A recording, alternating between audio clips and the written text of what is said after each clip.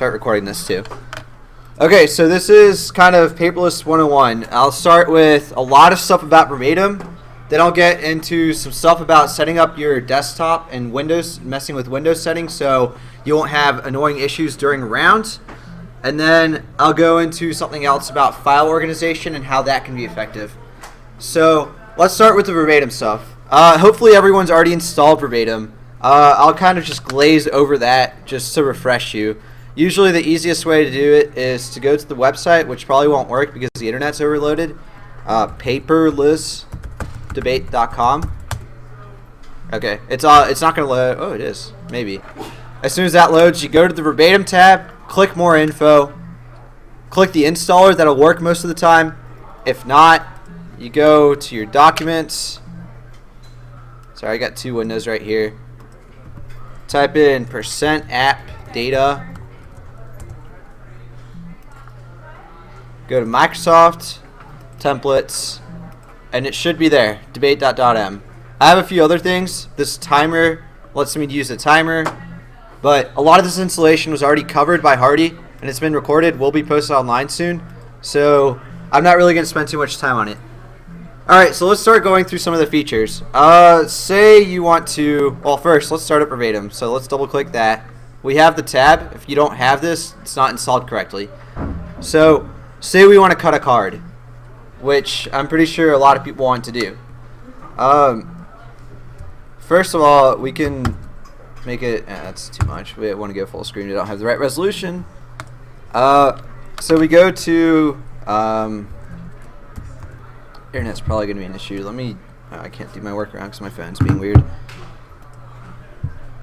Do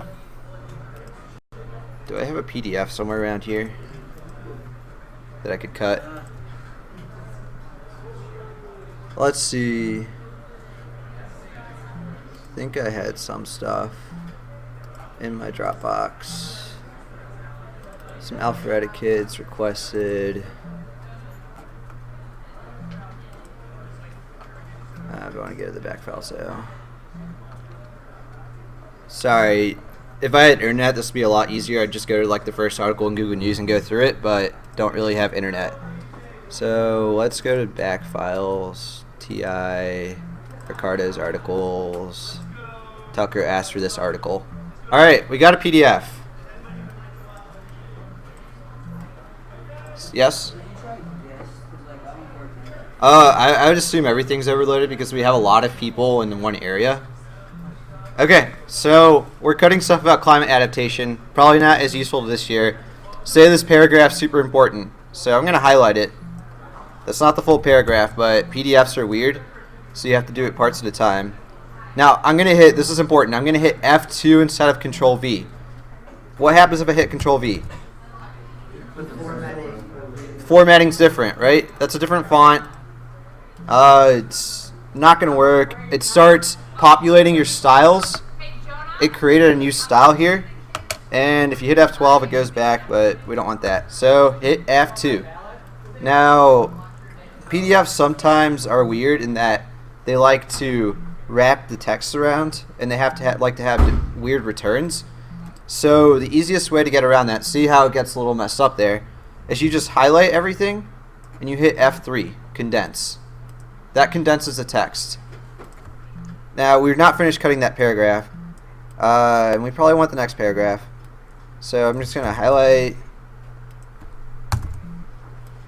Now hit Control V there. Don't do that. Whoa. So we're losing stuff here. Okay. We have a paragraph. Let's just work with that right now. Usually you want to cite stuff because you're ethical. I'm not going to actually go through citing it, so I'm going to be like author, date, published, author's full name, qualifications, which is important, especially if you're having debates about qualifications, article title, journal where it was published, date access, and people like to start putting a signature at the end for their initials. So just initials. I think that's pretty much a full site. I might be missing one or two things, but with a site, usually like the important stuff bolded. So easy way to do that is to hit F8 to cite it. Now we want to start underlining it. If you have a mouse with an extra button, this might not be as useful, but there is a nice button that is somewhere around here. Sorry, it's kind of weird with this resolution. Alright, so this automatic underliner is awesome. You can toggle it. Tells you it's turned on. The quick access toolbar, or this button right here, right next to the paragraph mark. So let's turn it on. Let's just start randomly underlining stuff. So I'm going to highlight this. It automatically underlines it. Highlight this. Automatically underlines. Say I don't want these two words. I just highlight them. And I'm not doing anything else besides just dragging my mouse and highlighting over it. Many cases, I'm obviously not really reading this. I'm just doing this as a demonstration.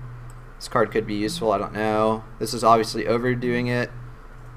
Say we don't want this middle stuff, but it's going to make no sense. So you guys get the point, though. Auto underline is super awesome.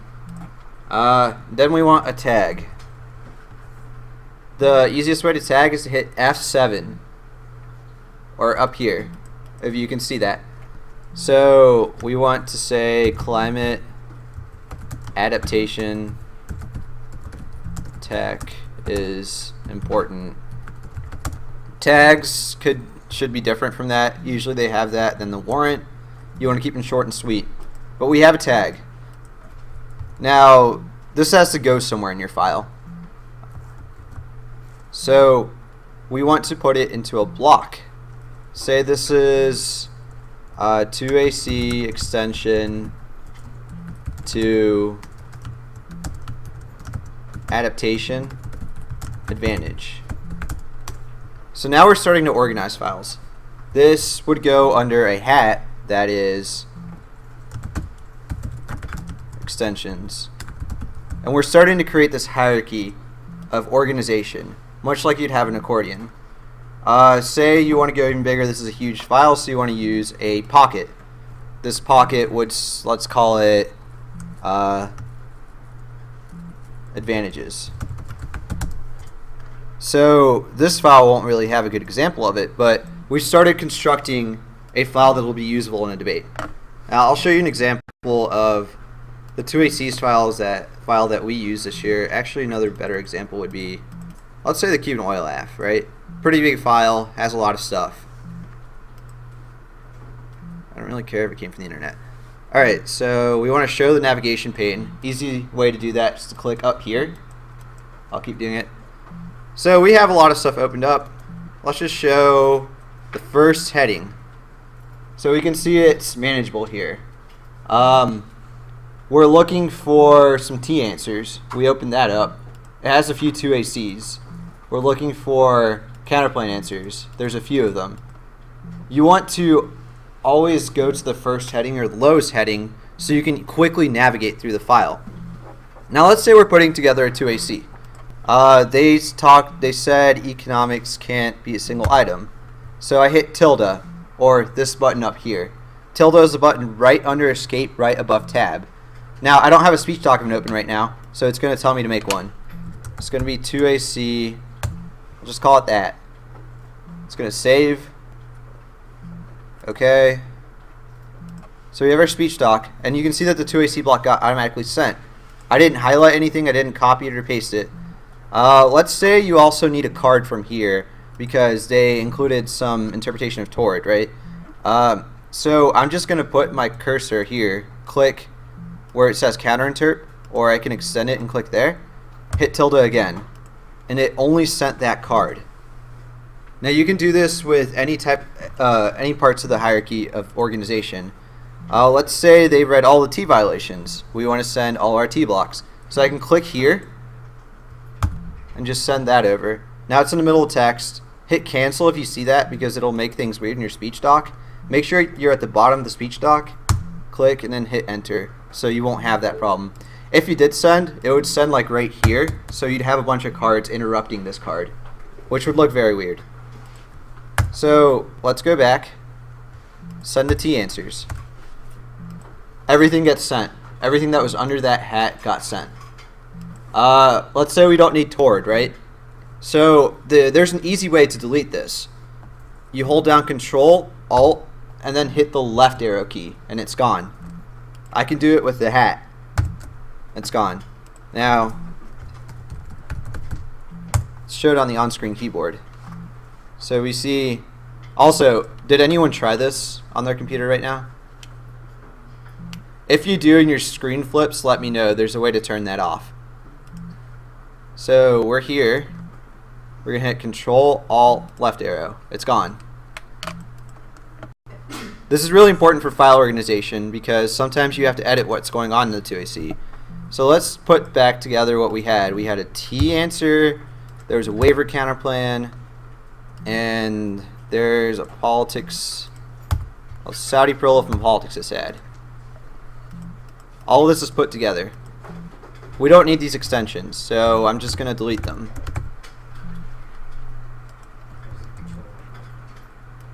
Control Alt left arrow. Some of these planned popular cards can go somewhere else. So I'm quickly putting together this disad. We don't need this header. I can just highlight it and delete it. Now I want politics to be further up. So there's a few ways to reorder your speech. One way that's pretty intuitive, you just click, drag, drop, it flips it. If you're using earlier versions of Word like 2007, you don't really have that option. There's another way to use the keyboard. You just Control, I'll do it here, Control, Alt, up arrow. And I just crashed Word.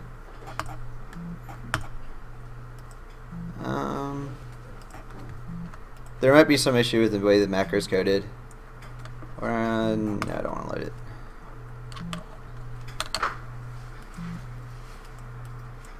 Okay, whatever. So now it's yelling at me.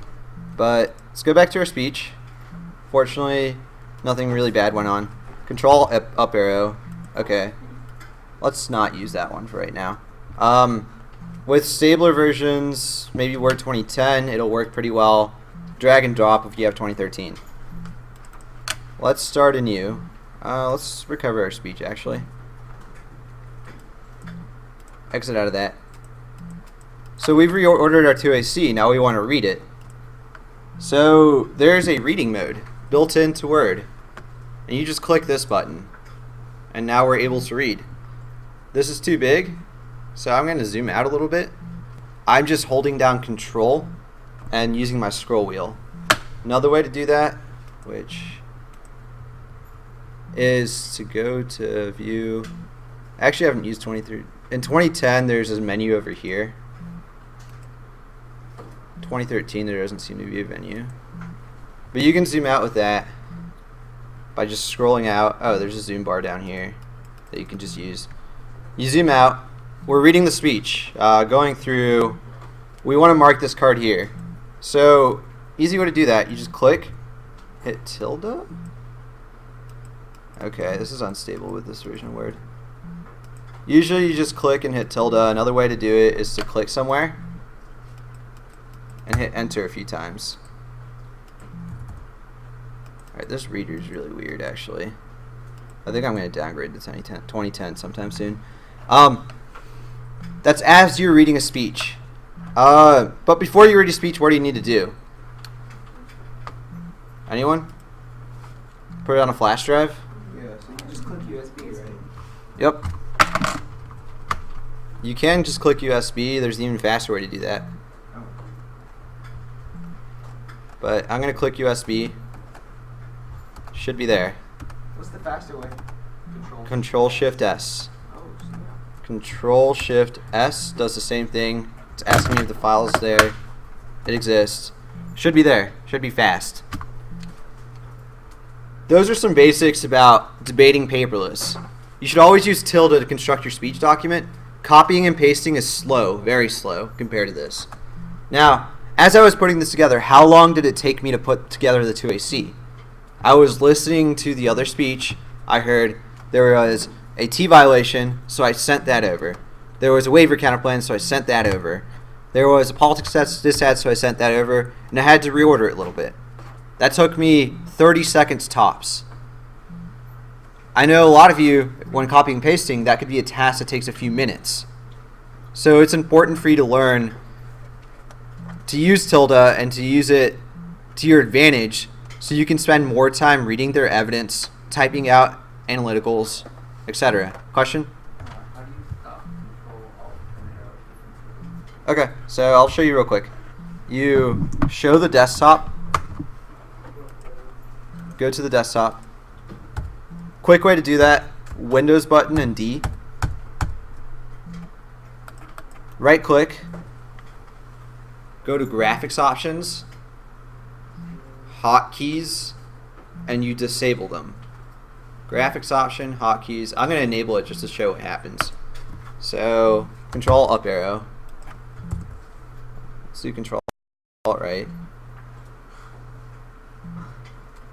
Look, it's flipped. Control alt up. And that flips it back. So I'm going to go turn off these hotkeys.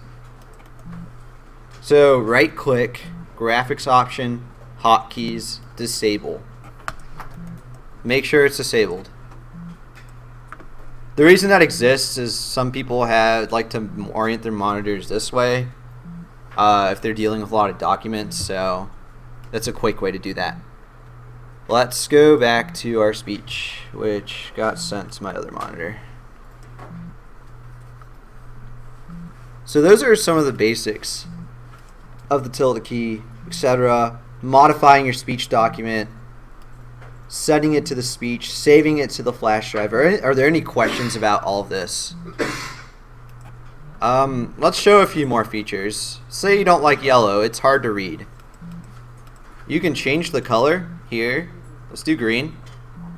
Go to format, click standardize highlighting. Everything's green now. Now, if you're someone who likes to highlight in a few different colors, this might not be a good idea because it'll make it all one color. And so you should always just highlight it down and remove highlighting that was there instead of re-highlighting it over and over again. What I mean is that you have green and you want to do, say, purple to go cut out like that one word,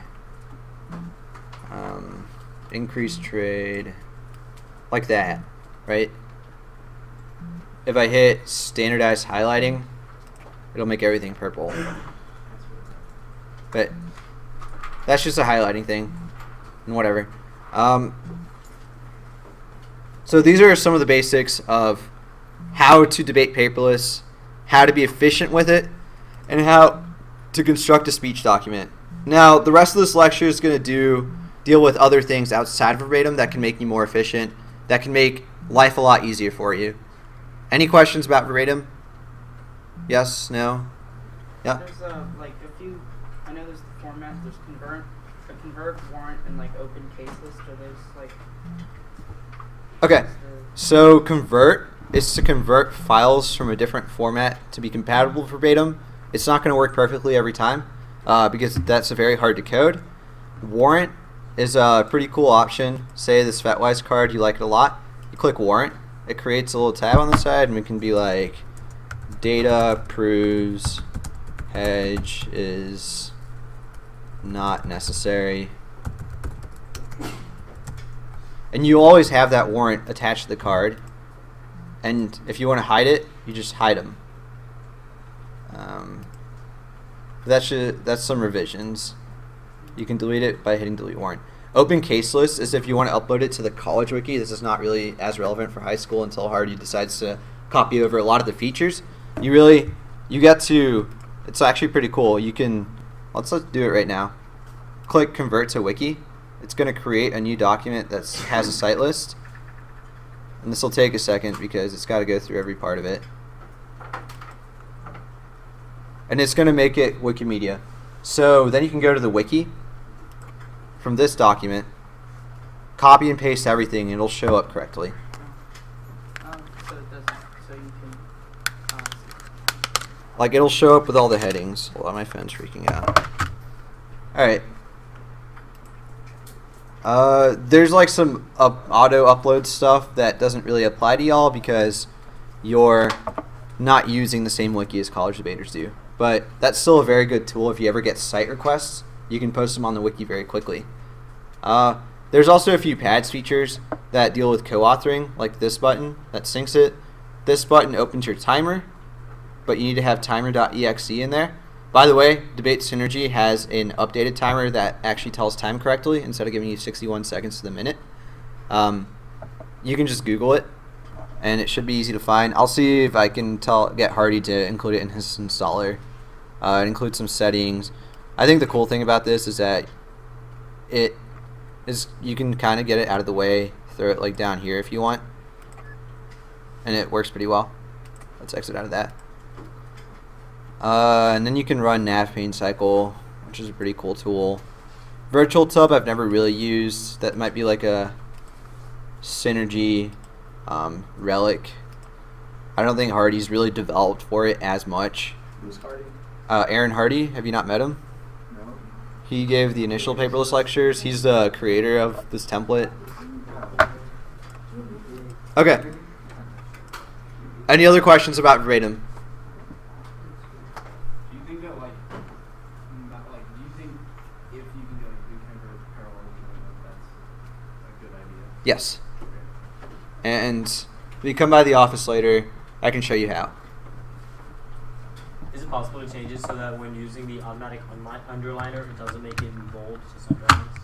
Yes. Let's go. That's changing the settings. So we just go to click the settings button right here. Go to format. Under underline, just unselect that bold underline, hit save. Okay. Another way to do it is over here, click this.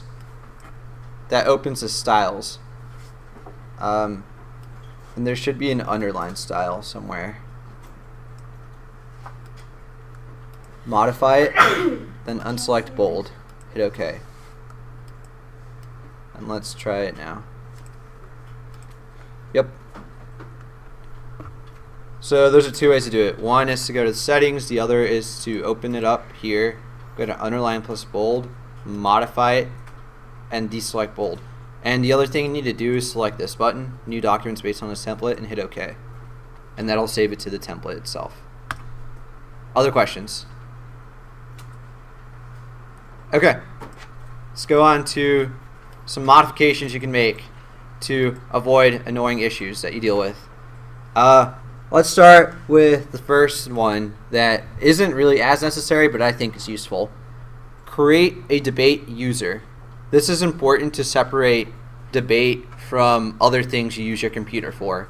It keeps the desktop clean, and I think it's overall a good idea. You need administrator privileges to do this. So the first step is to go to Control Panel.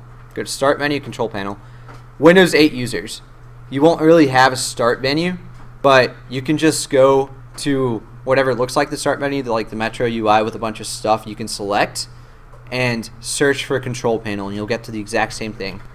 Next step, user account and family safety. Click Add or Remove User Accounts. Already have a debate account, but in order to make a new one, just hit Create a New Account. See Debate 2. And we can make them an administrator because whatever. So wait, what do we need? Because I had Windows 8, so I just got it up. Okay, so Control Panel. Yeah. You see this. User accounts and family safety. Okay. Add or remove a user account. Mine doesn't show add or. Yeah, it just says remove user. Which ones do you choose, standard or administrator? Those are different. What? Those are different. The difference is that without administrator, you have to type in your password every time you want to install a program. Windows 8 might have a different. Search for user settings or user configuration. Search for, I have change your account feature, give others users access to the computer and change account. I think Windows 8 might have changed some things. I have Windows 7. Oh, you have 7? In this? Yeah.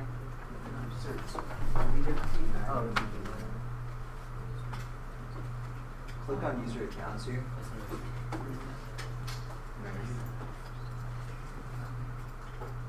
Okay. Let's not worry about this too much, because it really isn't as important, but it helps. If you want me to look at it in the office, I can. New user account, whatever. I'm not going to switch to it. Other things. Whose computer takes forever to start up? No one? Okay. It might be because you have a lot of programs trying to start up. So you can tell that you can stop that. Every time you install something, it wants to start up initially, which kind of clogs things up. So we're going to go to the start menu, or Windows 8, again, search, run, hit enter, type in msconfig, config, right there. Everyone at that step? So start menu, wherever you search, you type in run. Windows cannot find misconfig. Okay, then what are we supposed to type in the run thing? Did they change it in Windows 8? They probably did. It worked for me and I have That worked for me. Okay. Spell MS config. It's not like these ones. I don't think I don't think this step works for Mac. Yeah. I can't spell. Anyone else not at run? We'll hit OK. So we have all this. Let's go to the startup tab. Start deselecting a few things. Dropbox we probably want. Java not necessary. Adobe Reader not necessary. Keys not necessary. Wondershare definitely not necessary. Microtorrent, Daemon Tools, Samsung stuff, Google Update. So I'm just getting rid of a lot of this stuff. Steam. We want wireless. We want audio. We want audio. We want all this Intel stuff. Script host. Do you want the Intel stuff? Yes, you do. That stuff's good. We just hit apply. Next time it restarts, it'll probably be faster. I'm going to exit without restart since we're in demonstration right now. But the less startup programs you have, the faster it'll boot up. And that's very helpful. Makes things less annoying. You can open the programs afterwards. You can open them as you need them. And it'll work pretty well. Any questions about that? Okay. Next step. You see how my taskbar is over to the side? I prefer having this because I can see more details about the documents. So if I have a bunch of Word documents open, I can see where they are. So how do you do that? Good question. I'm going to unlock the taskbar and bring it back to the bottom. So I just dragged and dropped it. There's a faster or easier way to do this that doesn't create issues. So you right click on the taskbar, go to properties, and over here, this taskbar location on screen, you can select whatever. You can put it at the top, hit apply, goes to the top. But we want it over to the left or the right, depends on what you prefer. You might have giant icons instead of these details. In order to get past that, I'll bring it back to the icons. Go to Never Combine, and make sure you select Always Use Small Icons. And let's lock the taskbar. So I'm going to hit apply, and it brings it back to my view. Everyone with me on that? Don't know how to do it on Mac. Where do you click not, you always use small? Oh, Right here. Just look on the screen. It should be very similar. Yes. So, even when I do that, I can only see like the first You just letter. drag it, drag it out. Okay. Click the side of it, drag it out. You could also select Never Combine. Right click. Properties. Right click. Properties. Questions?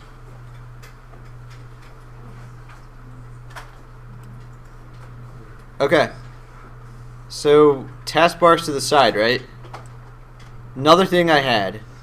There's a really fast way to go through your folders, and that's making a toolbar. So I'm going to go through this quickly. Again, I right click over here on the taskbar. Oh, and by the way, if it seems small on the side, you can go to properties, unlock it, hit apply, and you should be able to drag the side and make it bigger or smaller.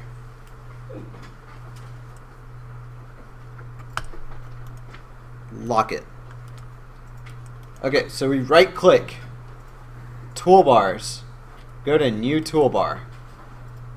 Here we can see any part of this. Let's go, probably don't want to reveal alphabetics files. Dropbox, CETA 20, so let's do my debate folder from last year. We'll just select that folder in the path and click select folder. Now this creates a really cool tool where I can just click down here and see whatever I need. And if I need to open a file or a folder, so let's open this. Let's go to my AF. I need my 1AC for slow people because I'm slow. And it opens the 1AC. Instead of trying to go through a bunch of folders, double clicking a lot of places, you just go through here and you can open up whatever. You can look at plenty of files, navigate through it very quickly. It's just there on the side. It's really convenient, really helpful for finding stuff. Exit of that. How do I get this? Right click, toolbars, new toolbar. I don't have toolbars. When you right click, on the taskbar, in this area. Other questions? So when you save stuff to that one folder, is it going to automatically update? Yes. It creates a map of that folder. I don't think it's like nothing's happening when I right click it. Is your right click functional? Yeah. That's weird. Now my mouse is going. You use the mouse, try right clicking with your mouse. Look one. Okay. Everyone have the toolbar / know how to do it, or have an idea of how to do it? Actually, when I like click right on toolbars and I get a new toolbar, I don't get as many files as you do. I get like, Okay. So you gotta find where your Dropbox folder is. Oh, okay. So You can go to any folder. I can go to Documents and open something there. So I went to the Dropbox folder, and I have a lot of my Dropbox files there. So let's say I want my back files as another toolbar. I can have multiple toolbars. So you can have your team files as one of them, and you can have your personal tub or personal files as another one. That's not necessary. But yeah, you can navigate and find stuff. And yeah, and as you save files to those folders, they get updated automatically. It's just creating another view of it. Questions about that?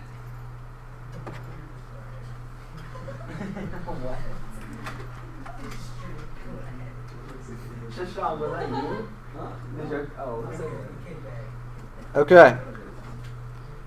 Now, next order of business, modifying power settings. So, someone's computer might go on standby or turn off in the middle of a speech because you're not really using it. The screen might dim. There's ways to turn that off. So, quickest way to find it is you see this battery right here. Right click it and go to power options. Another way to find it, you search for power options and hit enter. Same place. So you can see I already have this debate setting. But let's make a new setting. So let's make a power plan.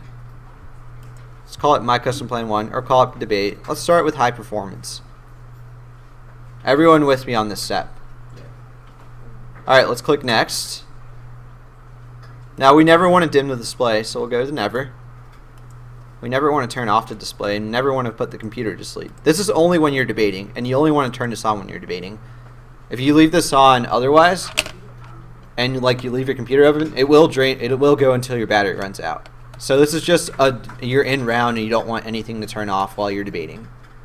So we're turning all of this to never. Brightness, you can do whatever, you can lower it, raise it.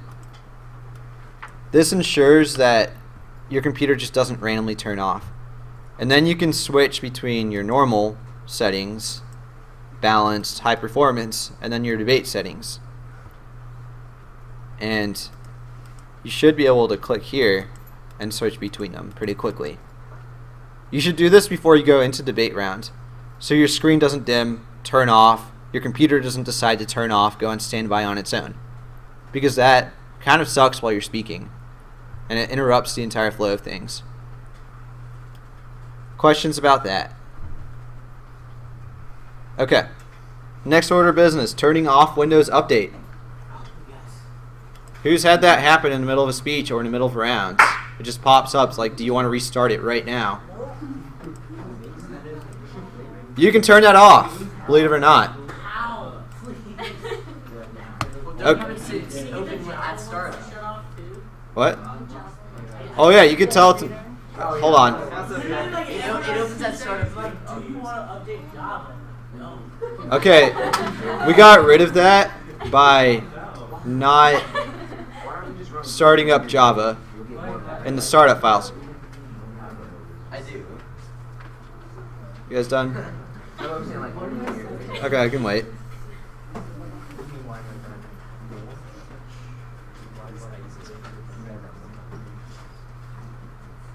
Okay, so to turn this off, just search for Windows Update, hit enter. We go to change settings right here, click it, and then during a debate round you never want to check, or a tournament, you just go to never check for updates. Now I do recommend actually updating your computer, just not at a debate tournament. Do it afterwards. Try to schedule it for every once in a while. Try to just do it on a Wednesday or something. But during a tournament, just click never check, and it should never pop up. What do they actually update? There's a lot of bug fixes, security updates, etc. Stops it from crashing as much. Usually. Other times it might break your computer, but that's just Windows' fault and Microsoft's fault. So that turns off Windows Update. Questions about that?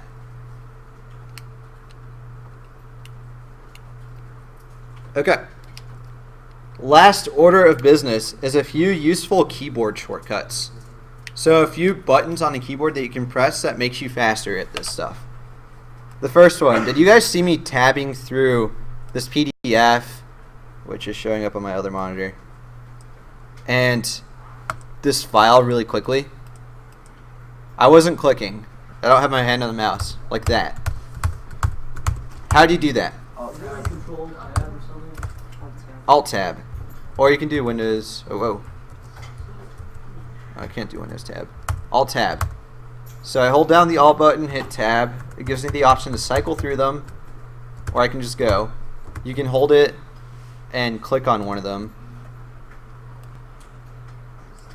I'm recording my screen right now. But yeah, Alt tab, very useful. It lets you cycle through things very quickly, like your speech document. Now, the resolution here isn't really as helpful. Your computer will have better resolution. We can snap windows to the side. So, let's go here. You can just drag it to the side.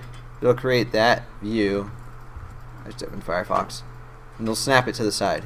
I'll close the navigation pane right now to make things easier to see. But, there it is. You can have another document open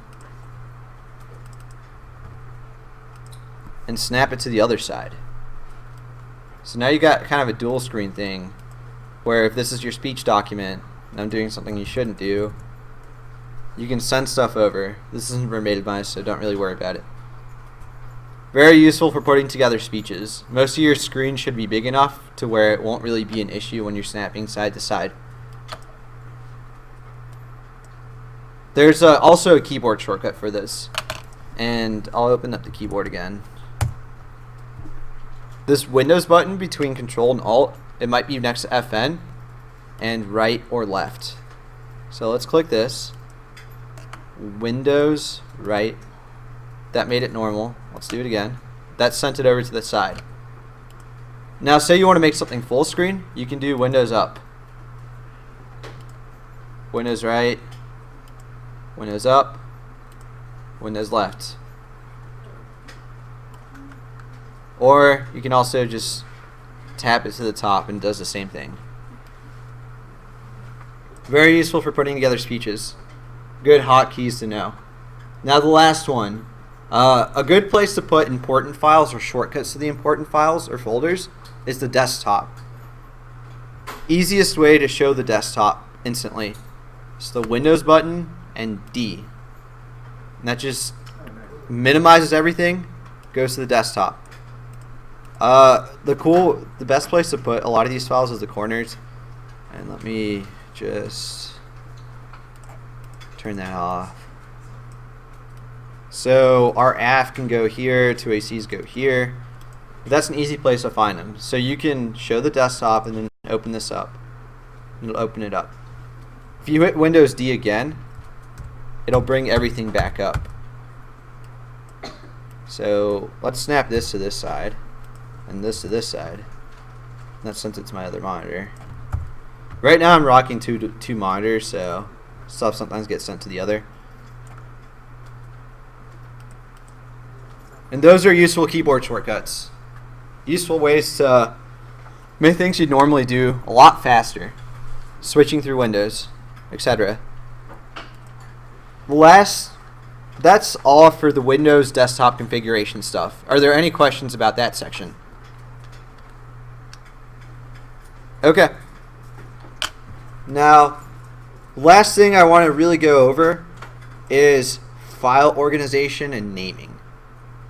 Why is this important?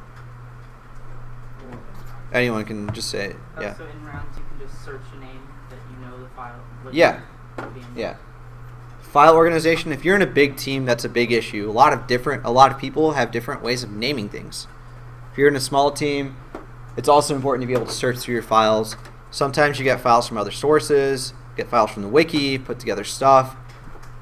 Good, important thing is to name files correctly.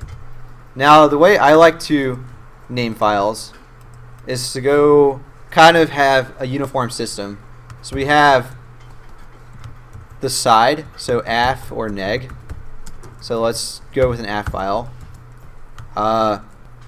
Let's call this our Cuban oil AF main file. So actually, let's say it's the 2ACs. So 2AC, and then your name. Why is this important? So you can talk to who wrote the file. Let's say we have the neg. Files on neg are a little different. So first you want to do neg critique or DA politics. Oh, so I can just show it to you. I'm not actually creating files. I'm just making an example of the file organization. Politics, and let's just say this is immigration. Now these files names can be as long as you want them to be or as short as you want them to be. The important thing is that you are consistent with naming them, because there's a really cool tool with Microsoft or with Windows where you can just search for it, and Apple OS X has that feature too, where you can just search for a file. So if I want to see AF files, it'll show up. Not really a good example. It's not really indexed, but this showed up, which is cool. See how they have a consistent naming system? Cuban oil, AF, open packet, where it came from, the year. That could be something you include there too. Main point I'm saying here is come up with a naming system, talk to your team about it, make sure it's consistent. That way you can organize files. Now, this is not a good example of it, but let's go through an example of how to organize the files themselves. Let's go with Alphareta's transportation infrastructure. So we have our Dropbox. We have a lot of files here, Alphareta files. Everything is organized by arguments. There's stuff that came from camps, assignments, but we have our counter plans, disadvantages, critiques, etc., theory, topicality. All of that's organized by argument. Now there's another step, and this is actually a pretty good example of the naming system too. Case neg, whatnot, who wrote it. disadvantages, disadd, type of argument. There obviously were not many disadds on the transportation infrastructure topic, so this is not a very big section. Critiques. We have a consistent naming system, which is what I'm trying to hammer home here. There's another thing that I think you should do, is that you should have your own personal tub. So we're gonna make a folder, and this is like so you can have your own files organized, your own favorite files organized. So let's just call this the debate tub. That's not spelled correctly.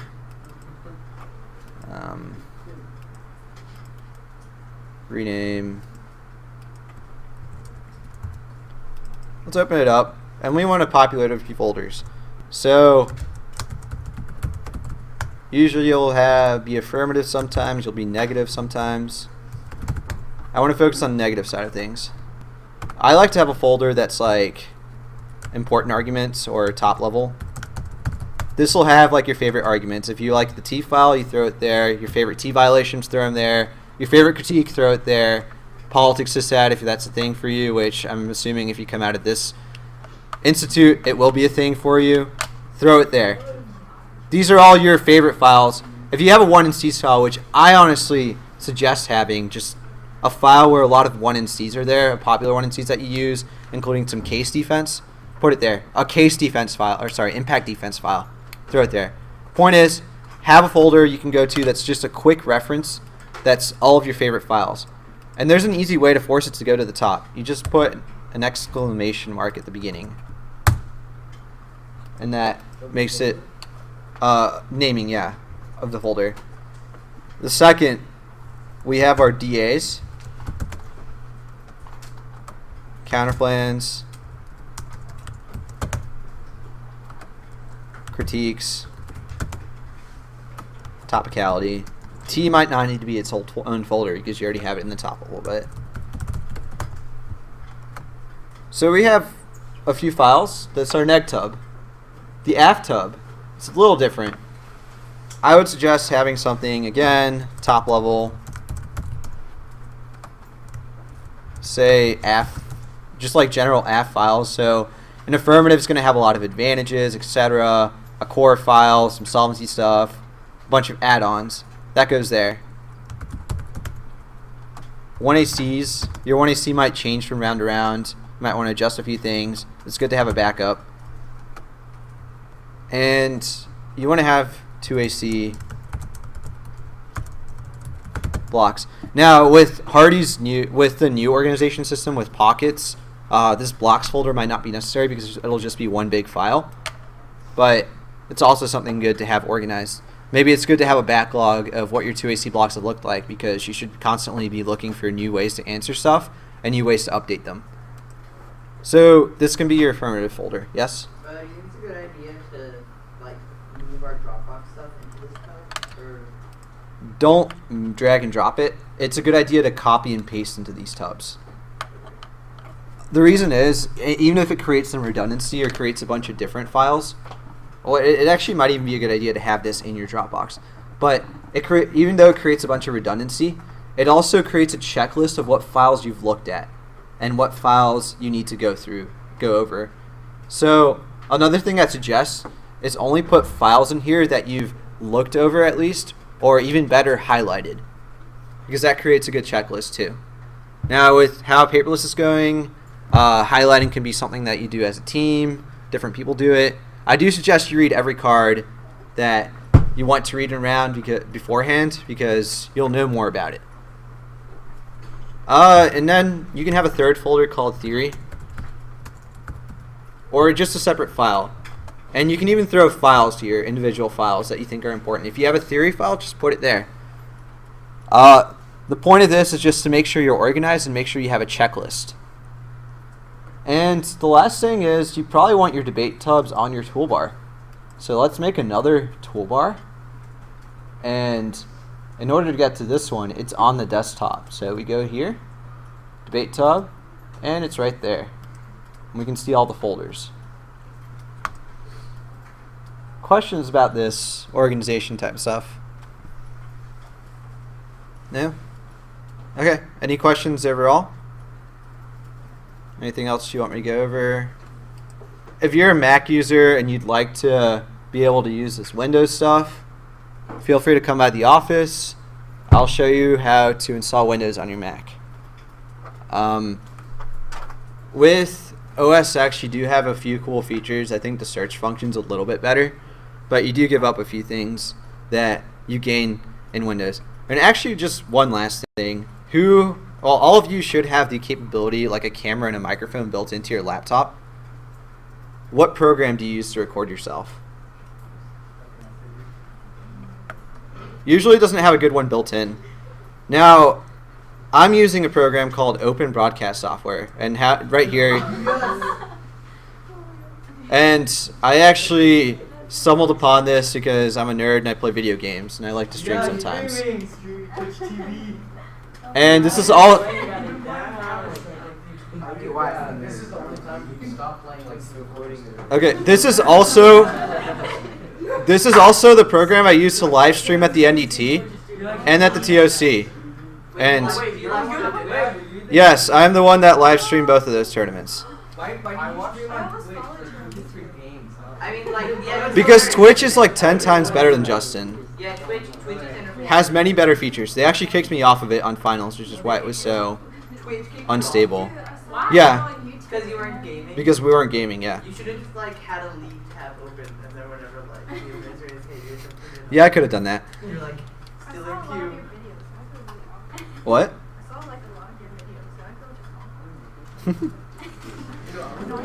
Okay, cool things with this program.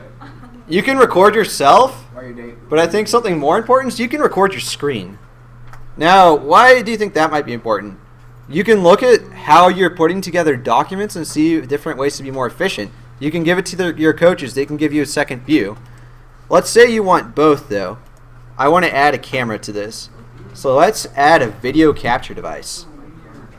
Okay. Let's use my integrated webcam because that's what I have. Hey, I popped up. It's me. Now we want to make this smaller, obviously. Oh, it's so cool. I understand how they do it now. Yeah, exactly. Right? So I'm debating. You can see my screen. You can even flip it if you want. That's also how I had the timer up. Let's just show the timer. And this is just something on the side. Which is also pretty cool. If you're reading a speech, you see the timer, you can see your timings. So let's start this timer. And we right click here, we add window capture, hit OK. We select, why is the timer not showing up? Usually timer.exe will show up and it'll just be the timer here. Let's try it again. Add.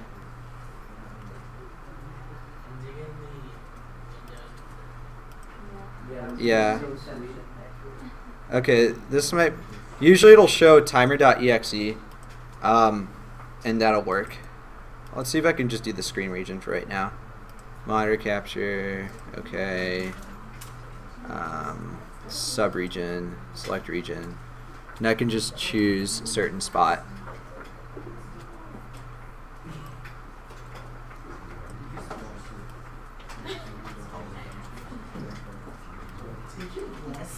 Okay.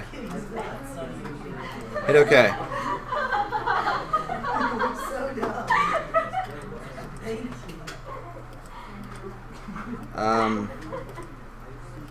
Okay, so we should be able to see a timer. It's not really working. Whatever. Would it like?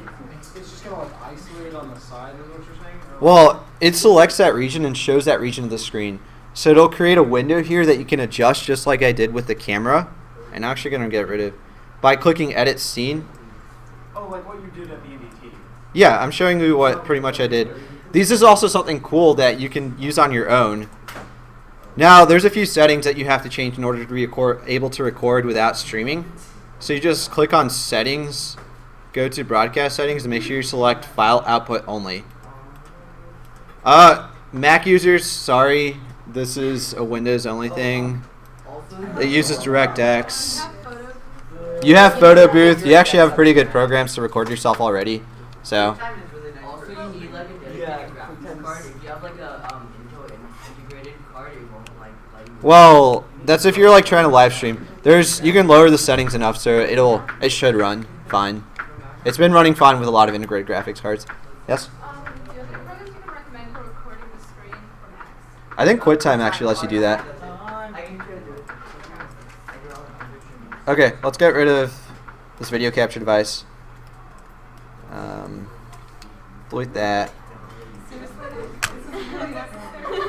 Okay. Open broadcast software.